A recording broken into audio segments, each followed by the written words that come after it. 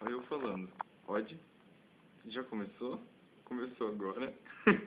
Quer ver?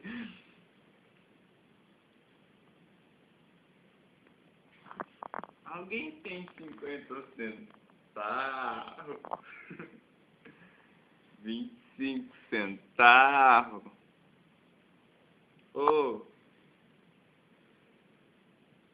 10 centavos? É porque eu quero comprar leite pra minha filha. A Cláudia. A Cláudia. A Cláudia. Sabe a Cláudia?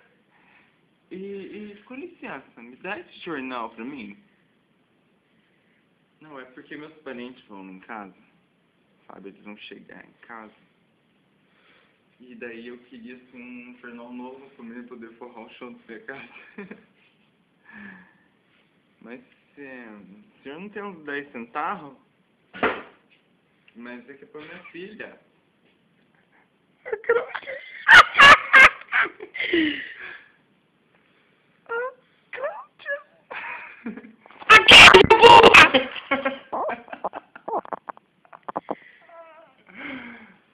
Ah, não tem? Eu desejo tudo em drobo pro senhor. Não tira meus óculos, tá? Eu tenho a cara da riqueza. Olha aqui. Esse eu não tenho. Eu só queria comprar um leite pra minha filha. A Cláudia.